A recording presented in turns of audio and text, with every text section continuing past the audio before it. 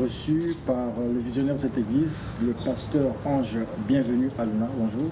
Bonjour, Monsieur Jazz. Pasteur, avec vous, nous parlerons d'un thème assez particulier, mais aussi simple comme tel, puisqu'on va parler du péché sexuel. Le sexe aujourd'hui est un des grands mots de cette génération, du point de vue de l'humanité. Le sexe est la cause aussi de la défaillance, autant des leaders des églises que de ceux qui les fréquentent. Vous nous parlez de péché sexuel aujourd'hui. Les conséquences, bien sûr. Oui. Pourquoi choisir seulement le péché sexuel? C'est la première question. Merci beaucoup, Monsieur Jazz. Comme vous avez su le dire, c'est un terme si particulier, comme vous l'avez le noté. Aujourd'hui, la société est renversée, la société est détruite à cause de la vie sexuelle. Et on trouve cela même dans les églises. Nous avons vu beaucoup de scandales au niveau des pasteurs, au sein de l'église, et ceux qui viennent à l'église et ceux qui sont du dehors. Et c'est le même péché qui est en train de détruire. Mais Dieu a voulu qu'aujourd'hui nous parlons un peu des conséquences du péché qui concerne le sexe. Et c'est en quelques minutes, on peut connaître un homme, on peut connaître une femme en quelques minutes. Mais qu'est-ce qui s'ensuit? Donc c'est cela que Dieu a voulu que je puisse aborder cette question conformément à la parole de Dieu. Ça ne concerne pas seulement les membres de l'Église, ça ne concerne pas seulement les chrétiens, mais il s'agit de tout le monde, que tu sois païen et que tu sois chrétien. Quelles sont les conséquences quand tu commets cet acte et qu'est-ce que tu dois attendre? Aujourd'hui, c'est cette vérité qui sera révélée. D'accord. Conséquences du péché sexuel, on va en parler. Avant, on va comprendre d'abord c'est quoi le péché sexuel en général. Ok, merci beaucoup. Alors, lorsque nous parlons, il y a d'abord le péché et ce qui s'ajoute, le sexe. Alors, lorsqu'on parle du péché, selon Jérémie 10, à partir du 23e verset, Jérémie dit que c'est le fait de diriger sa vie comme l'on veut et sans tenir compte de Dieu. Dieu a tout créé, Dieu a une loi, Dieu a des principes. Lorsque nous marchons, et nous devons marcher selon les principes que Dieu a établis. Que tu sois chrétien, que tu sois païen, c'est Dieu qui a tout créé, c'est le plus grand esprit. Alors donc, quand tu marches sans tenir compte de ce que Dieu veut, alors là tu commets déjà un péché. Deux, lorsqu'on parle maintenant d'un péché sexuel, donc Dieu a établi l'ordre. Les rapports sexuels sont ordonnés. Nous avons notre constitution appelée la Bible, qui est autorisée à faire des rapports sexuels. Et aujourd'hui, celui qui ne tient pas compte de cela, et nous appelons ça, c'est un péché sexuel. Donc, d'une manière brève, c'est le fait de diriger sa vie comme l'on veut, diriger sa vie sexuelle comme l'on veut, sans tenir compte de Dieu. Écoute encore ce que nous dit Romains 14, verset 23. Le fait de ne pas faire le bien, le fait de ne pas faire le bien que l'on sait faire. En toi, tu sais que ça c'est une nièce, ça c'est ma soeur, ça c'est la fille de mon aîné, ça c'est la femme de mon grand frère. Et tu sais qu'il y a une interdiction. Et lorsque tu le fais, sache-le que c'est un péché qui est sexuel. Voilà d'une manière brève par rapport à ces deux versets, à ces deux livres, et que là nous voulons parler d'une manière brève, qu'est-ce que le péché sexuel. Alors, ceux qui nous suivent en ce moment, j'aurais aimé que vous puissiez nous parler. Et je peux énumérer peut-être, parce que quand on parle de ces péchés, il s'agit de quoi par exemple? On peut citer par exemple la fornication, on peut citer l'adultère, et on peut citer l'homosexualité, et les rapports sexuels entre deux hommes ou bien deux femmes, et on peut citer la prostitution, on peut citer la bestialité, les rapports sexuels entre un homme et un animal. Et on peut citer également la masturbation. Lorsqu'on se fait masturber, on est soit dans la douche ou bien dans sa chambre, mais on a une femme ou bien un homme imaginaire. Et c'est un péché sexuel. Et voilà, la liste est vraiment, elle est longue. Alors, pourquoi le sexe en lui-même, il dérange et il est à la cause de tous ces bouleversements. On va parler des conséquences tout à l'heure. Mais Dieu nous dit qu'il n'y a pas de... En fait, selon ce que nous entendons des hommes d'église, il n'y a pas de plus grand péché. Tous les péchés se valent. Donc, le vol, le sexe, le mensonge, les meurtres, ces péchés-là sont égaux en réalité. Est-ce que le péché du sexe, le péché sexuel, est plus grand que les autres? Bon, comme vous avez su le dire, malgré que vous n'êtes pas pasteur, exactement, il n'y a pas de plus grand péché, il n'y a pas de petit péché. Mais ce que l'on sache, nous devons énumérer ceci. Chaque péché prend une direction donnée. Lorsque nous commettons un péché, il y a un péché que quand tu le commets, tu mènes la guerre à ton corps. Il y a un péché quand tu le commets, tu mènes la guerre à ton âme. Il y a un péché quand tu le commets, tu mènes la guerre à ton esprit. Maintenant, le péché du sexe est si particulier parce que, avant que nous entamons d'aborder ces conséquences, quand tu pêches le péché du sexe, tu mènes la guerre contre ton propre corps.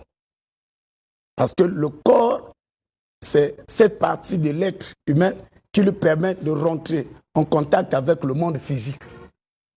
Et dans ce monde physique, M. Diaz a déjà travaillé. Il a une équipe. Il va à la banque pour toucher. M. Diaz, mais quand tu mènes la guerre contre ton propre corps, ça ne va pas dans ta tête. Parce que tu es l'assassin de ton corps. D'où ce péché, c'est un péché si particulier. D'où la Bible dit, nous sommes dans 1 Corinthiens 6, verset 18. La Bible nous dit, par exemple, le cas de l'impudicité, il dit, fuyez l'impudicité. Vous devez fuir.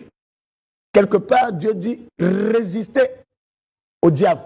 Mais concernant le péché contre le sexe, et je vais mentionner l'impudicité, Dieu dit, il faut fuir.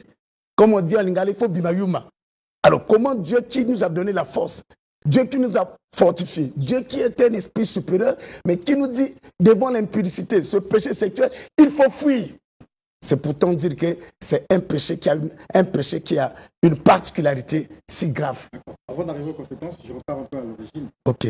À la création. Ok. On a parlé de fornication, impudicité, toutes ces choses-là. Lorsque Dieu crée Adam et Ève, il n'y a pas de mariage, mais Adam et Ève, ils font directement de la fornication. Ok. Il n'y a pas le mariage, monsieur Diaz. Là, vous exagérez. Quand vous parlez, justement, vous dites qu'il n'y a pas le mariage, mais vous entendez par mariage par rapport à la situation de l'heure, par rapport à notre société. Il faut aller à la mairie, il faut aller rencontrer les parents. Mais Adam et Ève, c'était les premiers êtres. Dieu a créé l'homme et après Dieu a créé la femme.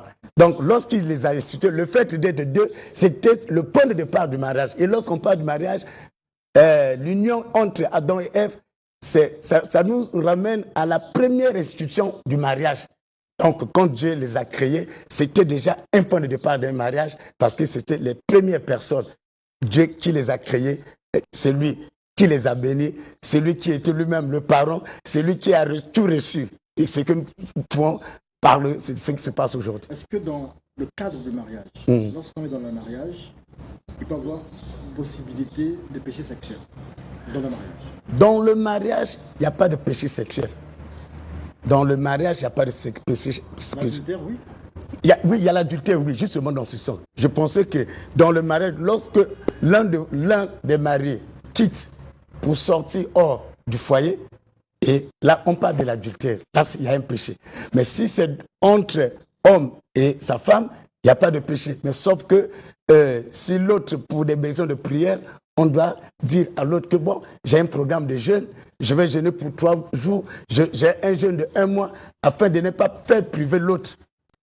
Parce que le corps de la femme, ne lui appartient pas, mais ça appartient à son mari et vice-versa. Ceux qui tombent donc beaucoup plus dans le péché sexuel, c'est ceux qui sont, en fait, ceux qui sont pas encore mariés, parce que voilà, les conséquences, en fait, lorsqu'on est dans le péché sexuel, lorsqu'on est dans la fornication, dans la masturbation, dans l'impudicité, dans l'adultère, tout ce que vous avez cité, quelles sont les conséquences? Ok, en énumérant ces points, j'ai commencé parce que lorsque quelqu'un qui commet l'adultère, quelqu'un qui commet l'impudicité, parce qu'il faut noter que parler de l'impudicité, c'est la débauche sexuelle. Et ça dit une impudicité à outrance où tu es un tireur de lit, tu tires sur tout ce qui bouge. Alors, on appelle ça la débauche sexuelle. Maintenant, quand tu commets ce péché, comme je l'ai souligné, et tu détruis ton propre corps. Et lorsque tu détruis ton propre corps, le corps a été fait, c'est un organe de toucher. Maintenant, pour travailler, tu as besoin de ce corps. Pour aller toucher de l'argent, pour aller vendre. Mais lorsque tu l'as détruit, physiquement, spirituellement, il y a des conséquences. Et c'est là où les gens parlent de blocage.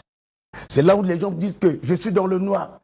C'est là où les gens disent que oui, l'oncle est en train de m'ensorceler. Alors que c'est toi-même qui as détruit ton propre corps. Et tu n'auras plus l'argent, il ne viendra pas à toi. Le mariage, il ne viendra pas à toi. Tout ce que tu vas chercher à entreprendre, rien ne va aboutir parce que ce corps-là, tu l'as déjà détruit. Et ça, c'est le premier élément. Maintenant, le deuxième élément, la Bible nous dit que, la Bible nous parle que notre corps, c'est le temple du Saint-Esprit. Que l'Esprit de Dieu habite en nous. Celui qui détruit le temple du Seigneur, moi le Seigneur, je vais le détruire. Donc, quand tu mènes cette vie de la fornication, quand tu mènes cette vie de la débauche sexuelle, qu'est-ce qui va se passer? Et tu es en train de détruire parce que notre corps, c'est le temple, c'est la demeure. C'est là où vit le Saint-Esprit. Et qu'est-ce qui va se passer? Lorsque tu détruis ce temple, Dieu également te détruit. Et quand Dieu te détruit, ça veut dire que Dieu se retire de toi. Alors, c'est simple, sans Dieu, nous ne pouvons rien faire. Et spirituellement, et tu es rejeté. Et que la première de toutes ces conséquences, sache que la Bible est claire, les impudiques n'hériteront pas le royaume des cieux, et c'est l'enfer que tu reçois, qui va te recevoir. Alors, on peut continuer encore, Monsieur Diaz. La Bible nous dit dans le livre de Jean 10, que malgré que le diable c'est un accusateur, malgré que le diable il est le père de mensonges, mais le diable c'est un voleur. Il est un voleur par excellence. N'oubliez pas que dans 1 Corinthiens chapitre 6, le 16e verset, les rapports sexuels unissent deux personnes. Lorsque tu commets l'adultère, quand tu te lis avec un sorcier, et vous êtes ensemble, et tu reçois sa sémence, et vice-versa. Alors, et dans cette industrie du sexe, alors, le diable a beaucoup de représentants. La Bible nous parle de Jézabel. La Bible nous parle de la reine des impudiques. Et quand on parle de la reine des impudiques, c'est lui qui régit là où l'esprit de l'impudicité. Et la Bible dit que les rois de la terre, nous sommes dans Apocalypse 17, verset 2, les rois de la terre se sont livrés au vin de son impudicité. Et y compris les habitants de la terre. Et lorsqu'on parle des histoires de deuxième bureau, troisième bureau, quatrième bureau aujourd'hui, c'est cet esprit, c'est cette reine des impudiques, c'est l'esprit de Jézabel. Aujourd'hui, on se retrouve avec on se retrouve 10e bureau, 8e bureau. Alors, il y a des conséquences. Tu reçois de l'argent, on t'achète les voitures, tu as beaucoup de parcelles. Mais sache-le qu'un jour, écoute ce qui se passe en toi. Parce que nos sœurs, elles ne savent pas. Pourquoi la personne est derrière toi? Tu penses que c'est ta beauté? Ah non, c'est ce que je vais essayer un peu de démontrer. Alors, le diable est un voleur. Alors, avec cet esprit de Jézabel, qu'est-ce qui va se passer? Alors, cet esprit, lors des rapports sexuels, qu'est-ce que le diable fait à travers son esprit? Et il enlève ce qui est en toi. Il vole ce qui est en toi. Monsieur Diaz, le diable ne volera pas ta parcelle. Le diable ne va pas voler tes voitures. Le diable ne va pas voler tes habits. Mais le diable va voler ton étoile. Le diable va voler ce que Dieu t'a donné, ce qui est ton fruit au fin fond de toi. Le plus précieux. Et lors des rapports sexuels qui sont non autorisés, le diable met sur toi et spirituellement, pour un plaisir de 3 secondes, de 5 minutes, tu perds ce que Dieu t'avait promis. Tu perds ce que Dieu t'avait déposé en toi. La grâce. Écoute ce que nous dit.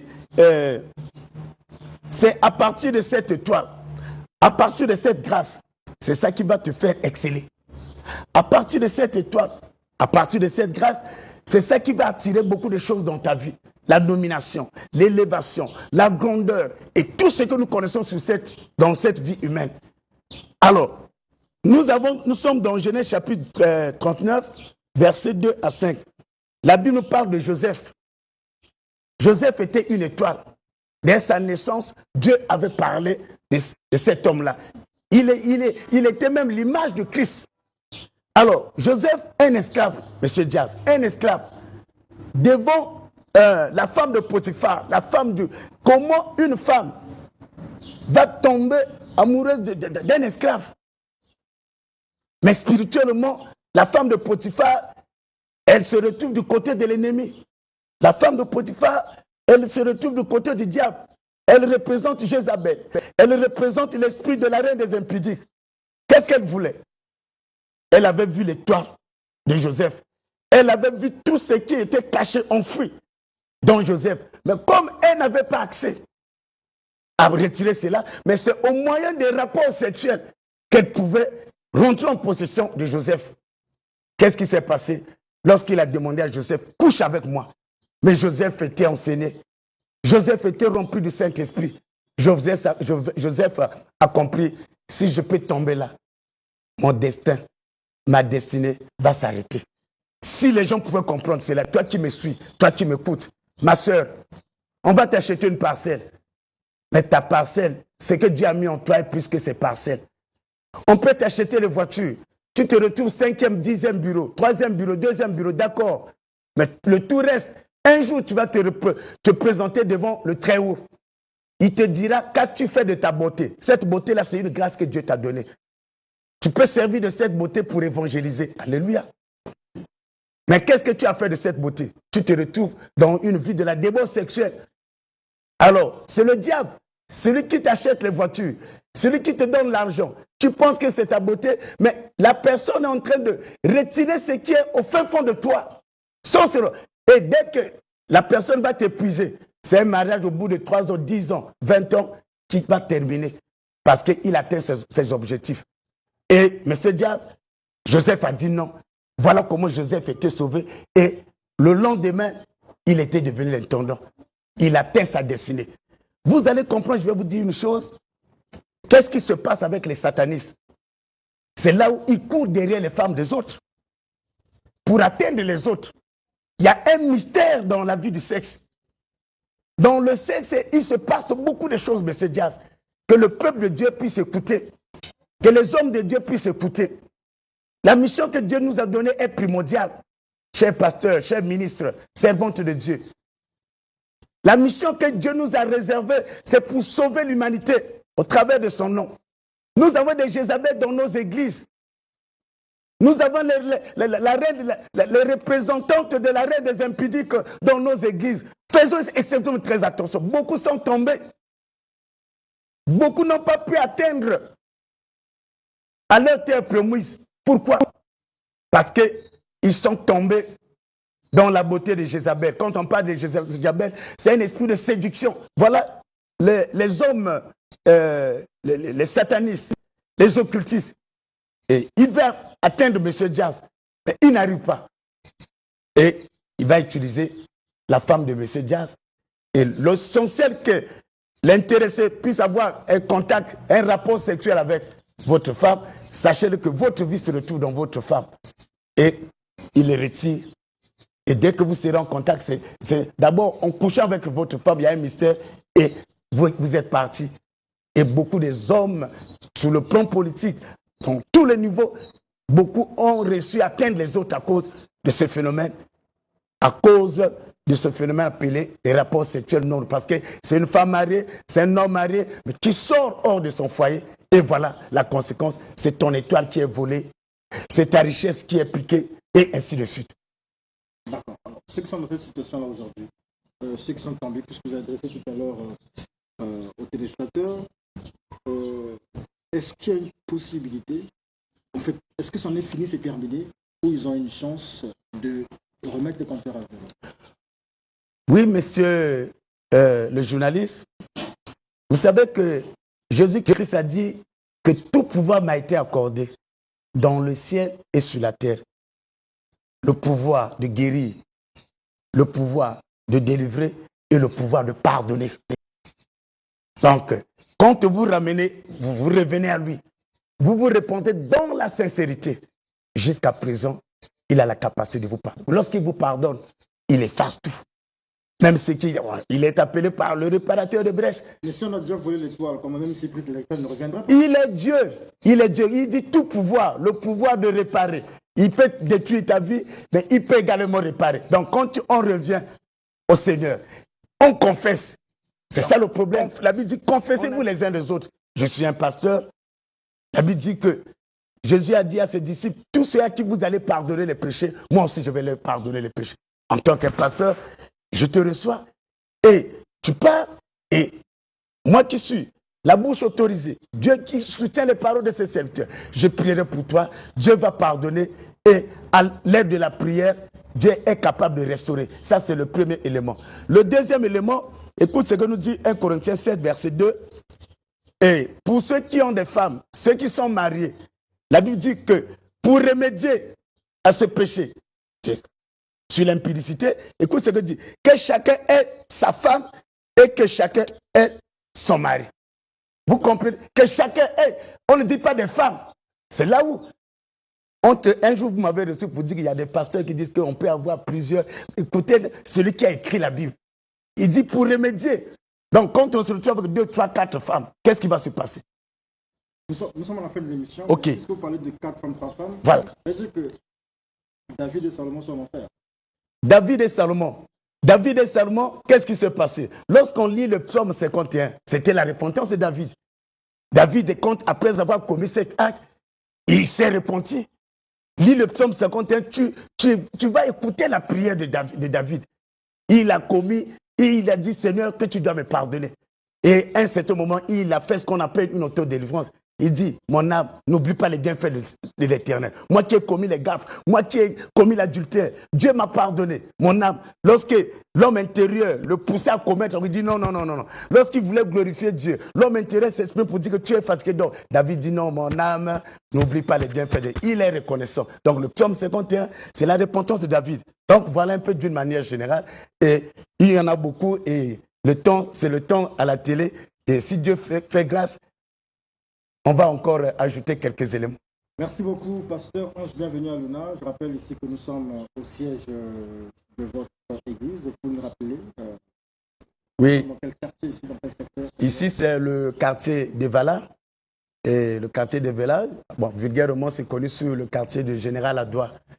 Et lorsque vous arrivez tout juste en allant vers Kintele, là où se pointe la police, et vous les dépassez en faisant face à Kintele au moins à 30 ou 50 mètres, vous allez voir une pancarte écrite « L'Église la vie en Jésus-Christ ».